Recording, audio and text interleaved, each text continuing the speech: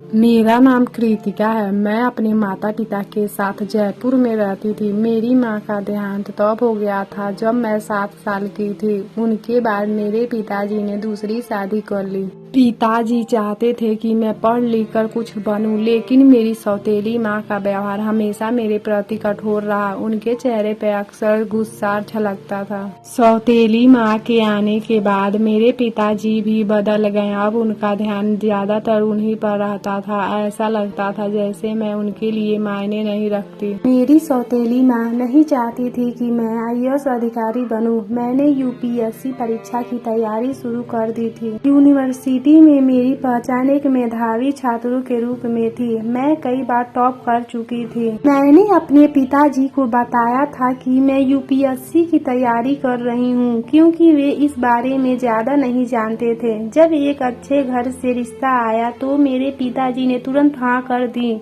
लड़के वालों को मेरा सादा स्वभाव पसंद आया। मैंने कई बार अपने पिताजी से कहा कि मैं अभी शादी नहीं करना चाहती, लेकिन मेरी सौतेली माँ ने मेरी बात का गलत मतलब निकाल दिया। पिताजी से कहा कि शायद मेरा किसी के साथ अफेयर है। पिताजी ने उनकी बात पर विश्वास कर लिया और गुस्से में मुझसे सवाल किया। मैंने साफ कहा कि ऐसा कुछ नहीं है, मैं सिर्फ अपनी पढ़ाई पर ध्यान देना चाहती हूँ। लेकिन उन्होंने मेरी बात नहीं मानी और कहा, लड़कियां इतनी पढ़ाई नहीं करती, अब शादी कर लो। कुछ समय बाद मेरी शादी दक्ष से तय कर दी गई। मेरा सपना टूट चुका था। मैं समझ गई थी कि अब मुझे अपने ससुराल जाकर सबका दिल जीतना होगा। मेरे ससुर मुझे बहुत पसंद करते थे। वे मेरे पिता के पुराने दोस्त थे, लेकिन मेरे सास और ननद सोनल मुझे पसंद नहीं करती थी। शादी के शुरुआती दिन ठीक रहे, लेकिन धीरे धीरे घर का माहौल बदलने लगा। घर के लगभग सभी काम मुझे से कराए जाते थे। मेरे ससुर हमेशा मेरा साथ देते थे, लेकिन उनकी तबीयत अक्सर खराब रहती थी। मेरी सास चाहती थी कि उनके बेटे की शादी उनकी पसंद की लड़की से हो। उन्हें लगता था कि मैं उनके बेटे के लायक नहीं हूँ। धीरे धीरे उनकी बातें मेरे पति के मन में असर डालने लगी। समय बीतता गया और दक्ष का व्यवहार मेरे प्रति कठोर होता गया। छोटी छोटी बातों पर वे मुझे डांटने लगे, ताने देने लगे। कभी कभी वे गुस्से में हाथ उठा देते। मैं समझ नहीं पा रही थी कि अचानक ऐसा क्या बदला गया। शादी के 1 साल बाद मैंने एक बेटे को जन्म दिया, जिसका नाम हमने आर्यन रखा। मुझे लगा था कि बच्चे के आने के बाद सब ठीक हो जाएगा, लेकिन ऐसा नहीं हुआ। अब दक्ष देर रात से आने लगे। कई बार वे नशे में होते थे।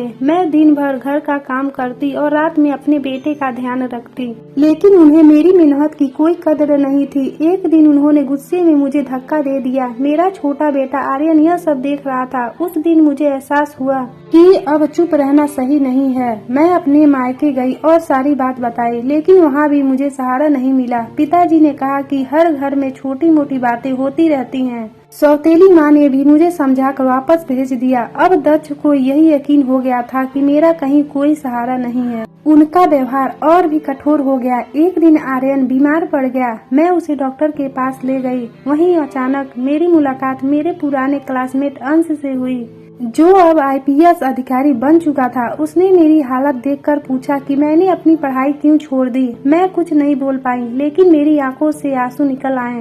अंश ने मुझे अपना कार्ड दिया और कहा, अगर कभी मदद की जरूरत हो तो जरूर संपर्क करना। कुछ समय बाद दक्ष ने मुझे तलाक के कागज दे दिए और कहा, बेटा उनके पास रहेगा, क्योंकि मैं कमाती नहीं हूँ। उस रात मैं बहुत रोई, लेकिन मैंने हार नहीं मानी। मैंने तय किया कि अब मैं अपने पैरों पर खड़ी होकर अपने बेटे का भविष्य सुरक्षित बनाऊंगी। अगली सुबह मैंने अंश को फोन किया और उससे किराए के घर के लिए मदद मांगी। उसने मेरी मदद करने का वादा किया। अब मेरी जिंदगी का नया अध्याय शुरू होने वाला था। कृतिका की जिंदगी ने उसे बहुत दर्द दिए, लेकिन उसने हार मानने के बजाय खुद को मजबूत बनाने का फैसला किया। उसने समझ लिया कि खामोशी से अन्याय सहना साधना नहीं होता। जब इंसान खुद भरोसा करता है तो सबसे मुश्किल हालात भी बदल सकते हैं। कृतिका ने अपने बेटे आर्यन के भविष्य के लिए आत्मनिर्भर बनने का निर्णय लिया। उसने ठान लिया कि वह फिर से पढ़ाई शुरू करेगी और अपने सपनों को पूरा करेगी। यह कहानी हमें यह सिखाती है कि सम्मान और आत्मसम्मान किसी भी रिश्ते से बड़ा होता है।